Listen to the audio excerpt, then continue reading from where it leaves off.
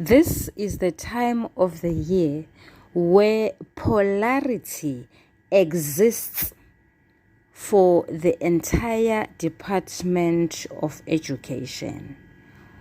On one hand, the Department of Education is really excited about the results that the candidates have obtained.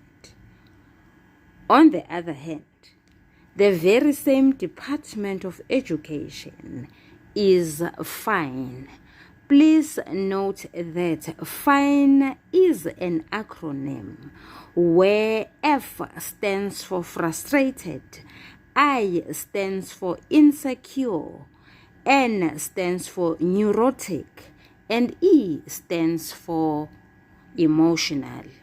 Because the Department of Education is fine, it goes without saying that schools must face everything and rise by towing the line.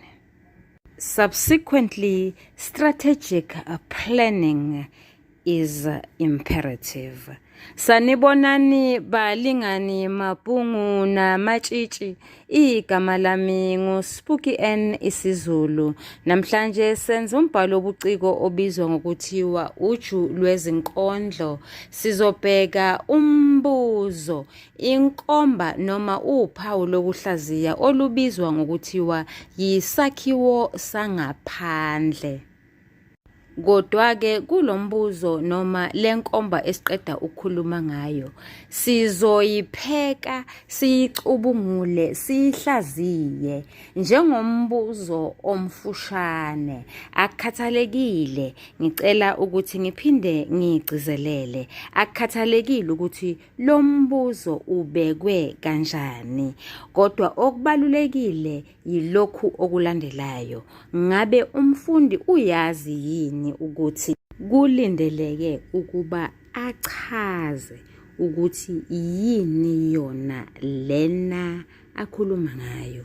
Uma ngabe bekubuzwe ngokuxhumana, uyakwazi yini ukuxhumana ukuthi kuyini? Kubuzwe ngemvumelwano, uyayazi yini imvumelwano ukuthi iyini? Okwesibili, leyo mvumelwano leyo kule migqa leyo elandelanayo noma lokho kuxhumana lokho, leyo mpindwa leyo imayelana nani ngokwenkondlo? Which means here we are talking about two main things. The first one is the general definition of that particular concept. Secondly, the specifics as to what is it that the poet is trying to convey. Okwesithathu, uma uphendula imibuzo emifushane, usebenzisa igama elithi ukugqamisa noma elithi ukugcizelela. Okwesine, ungeke wakwazi ukuphendula nanoma yimuphi umbuzo. Kungangumbuzo omfushane noma kungangumbuzo omude uma ungawazi umqondo osobala waleyo nkondlo. Injalo nje, ayidingi kuniwa. Ake siqaliseke. Imvumelwano igqamisa, igcizelele ukuphindwa kwelunga noma uhlamvu lwegama ukuze kulethe umgqumo omnandi oyisigqi. Uma lolo hlamvu noma lelo lunga lwegama elithize lisekuqaleni, sithi imvumelwano siqalo. Uma lisekugcineni, sithi yimvumelwano sigcino. Uma luphakathi nendawo, sithi yimvumelwano maphakathi. Okwesibili, usuzoyichaza leyo mvumelwano siqalo maphakathi sigcino ukuthi ngokwenkondlo imayelana nani. Ekhasini lekhulu nesithupha sithola inkondlo ethi ngibonga ngiyanconcoza. Sibona imvumelwano siqalo emgqeni wesibili nowesithathu. Le migqa ifundeka ngalolu hlobo. Lisacija izimpondo okweqwa, licijwa ngomlalazi. Imvumelwano siqalo uli egameni elithi lisacija noli egameni elithi licijwa. Ake ngibekise-ke mfundi nawe mlingani wami ukuthi bengibuzwe umbuzo. Akukhathalekile ukuthi ubumi kanjani, ngaphandle nje kokuthi mhlambe bekuthiwa gagula-ke imvumelwano, sengigagulile-ke. Ake siboneke. Imvumelwano igqamisa igcizelele ukuphindwa kwelunga elingu-li emgqeni wesibili nowesithathu ukuze kwakheke umgqumo omnandi oyisigqi.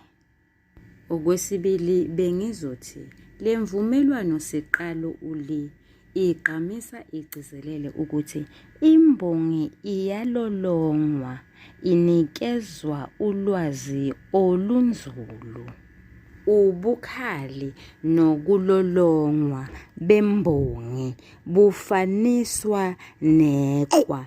Yingakho nje imbongi isebenzise isimo sokukhuluma esiyisifaniso ukuze ngenkathi isilolongiwe ikwazi ukuba yingqophamlando.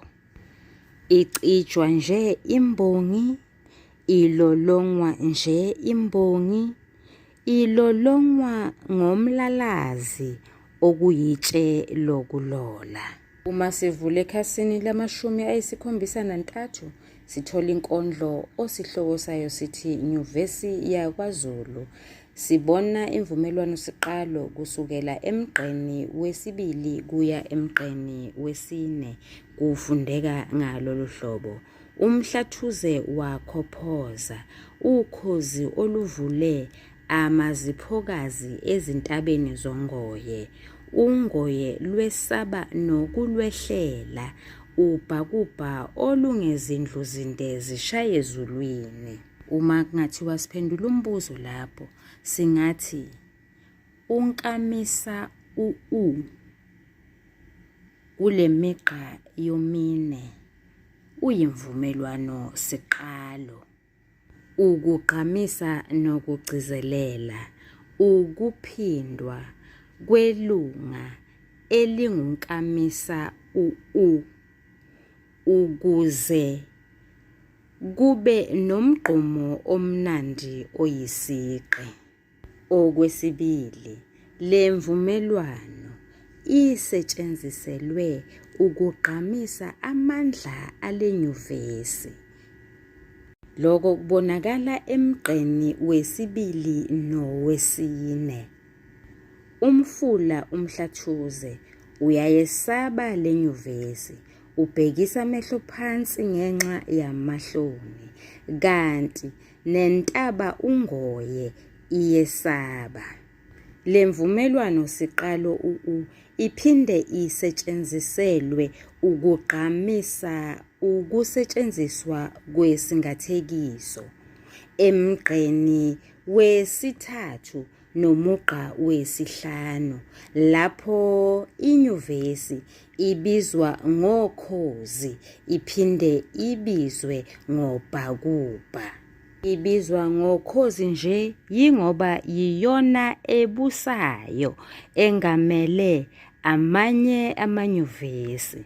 Ibizwa ngobhakubha nje yingoba iyibhilidikazi, yinde ishaya laphayana phezulu, yahamba iyobamba izulu ngesandla.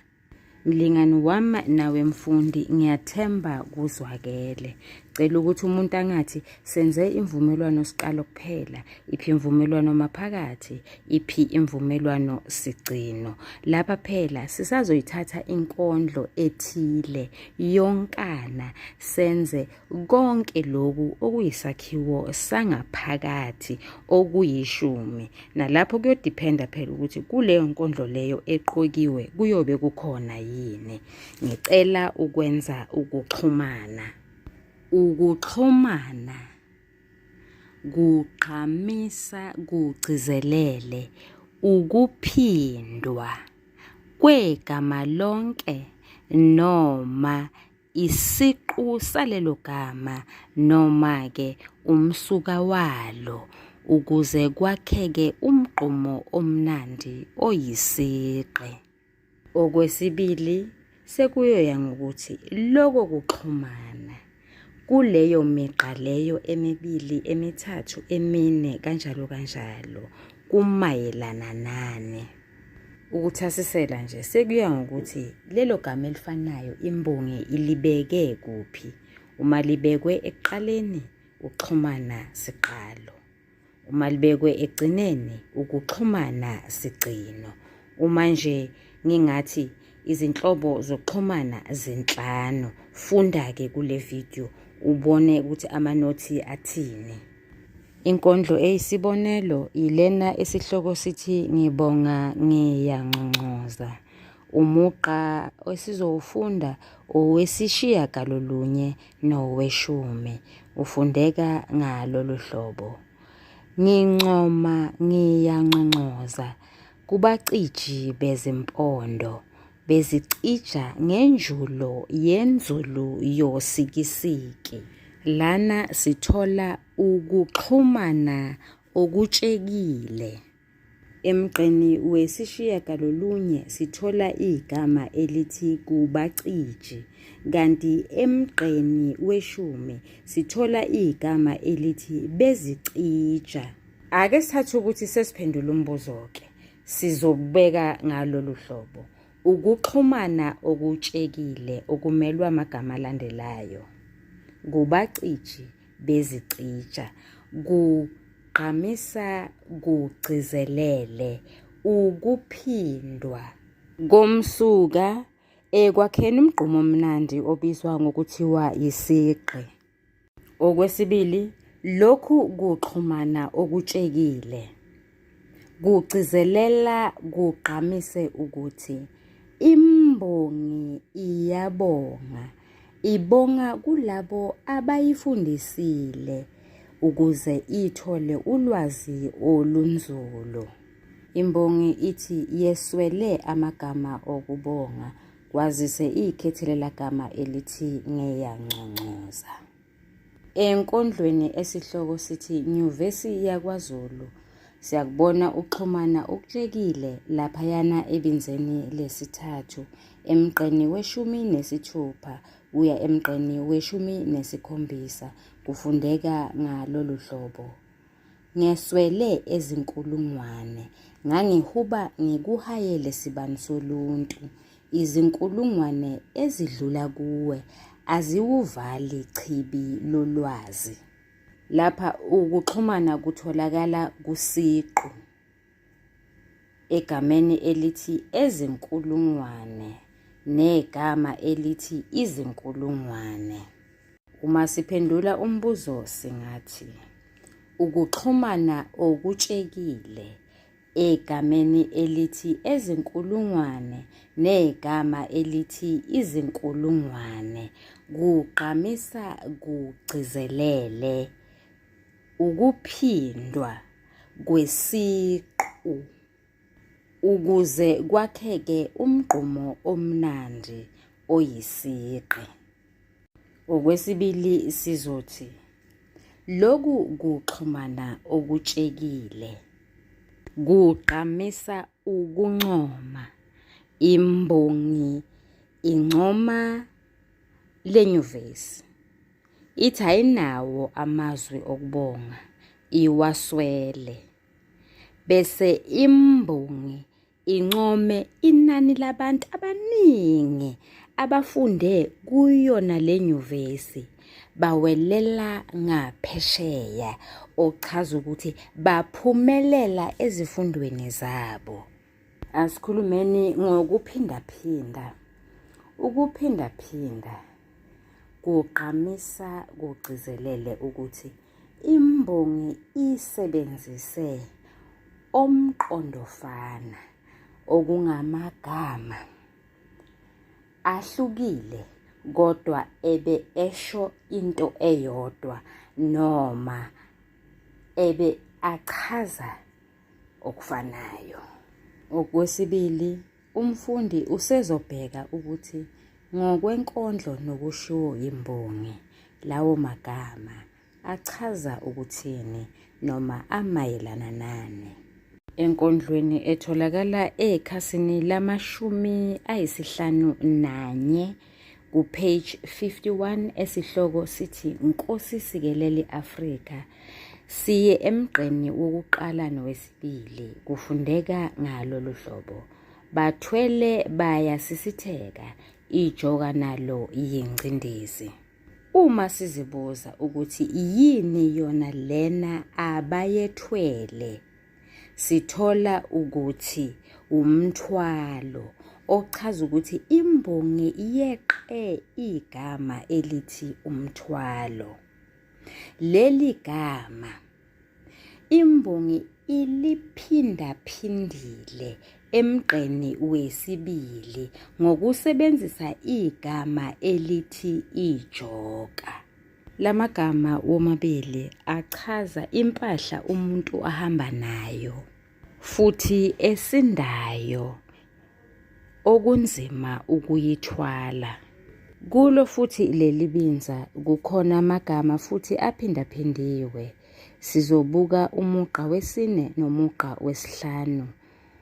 Le migqa ifundeka ngalolu hlobo. Udondolo lwabo yithemba, ukholo lwabo luwubhoko. Igama eliphindaphindiwe lapha igama elithi udondolo emgqeni wesine labe seliyaphindwa emgqeni wesihlanu njengodondolo. Lamagama anomqondo ofanayo, asho induku ende esetshenziswa ngumuntu ongakwazi ukuzihambela ngoba engenawo amandla. Uma siphendula umbuzo ke singathi, uma kungathiwa siphendula umbuzo singathi, ukuphindaphinda kugcizelela kugqamise ukuthi imbongi isebenzise amagama amabili noma amathathu kodwa asho into eyodwa noma anomqondo ofanayo. Okwesibili, bese siya-ke phela enkondlweni siyobona ukuthi la magama asetshenziswe kusiphi isimo futhi amayelana nani. Sizodlulela ekhasini le-147 lapho sithola khona inkondlo ethi thumela uzamcolo Nkosi. Emgqeni wesibili sibona ukuphindaphinda. Lo mugqa ufundeka ngalolu hlobo. Ukuba asifafaze ngemikhemezelo. Imbongi isebenzise ukuphindaphinda egameni elithi asifafaze negama elithi ngemikhemezelo. Lamagama anencazelo eyodwa efanayo. Ukuna kwemvula ine kancane kancane. Imbongi iphinde yasebenzisa ukuphindaphinda ebinzeni lesithathu emgqeni we-19 lapho kufundeka khona ngalolu hlobo. Leza nezihlambi layidliva. Igama elithi izihlambi negama elithi liyayidliva anencazelo efanayo. Kusho ukuthi imvula ina kakhulu. Ngicabanga ukuthi lapha umfundi useyazi ukuthi kufanele uma ephendula umbuzo asebenzise okubili. Okokuqala, akachaze phela ukuthi kuyini ukuphindaphinda. Okwesibili, aye kule nkondlo noma awuthi ngibe ngaluhlobo noma kule migqa kungaba imigqa emibili elandelanayo, kungaba umugqa owodwa onamagama afanayo, bese echaza ukuthi lawo magama asetshenziswe kusiphi isimo. Okulandela lapha isigqi. Mfundi, nawe mlingani wami, angifuni ukuba ngungomyayona. Hamba uyofunda, ulalele, ubukele amavidiyo amabili akhuluma ngesigqi kuyo yona le channel ethi isiZulu Grade 12 Intervention. Bekukhulunywa ngesigqi enkondlweni ethi Thumela uZamcolo Nkosi nasenkondlweni ethi Inkosi sikelele Afrika. Balingani bami nani bafundi, I am very skeptical ukuthi ngikhulume ngempindamqondo. Angisho ukuthi ayikho cha, kodwa ngithi uCaps uthule ngempindamqondo. Angazi ukuthi abasethayo bona bayosebenzisa yiphi imethod noma bayokhetha ukulandela yiphi icurriculum. Ngicela ukuma lapho. Ngiyabonga, uyathandwa. Ungakhohlwa ukusubscribe.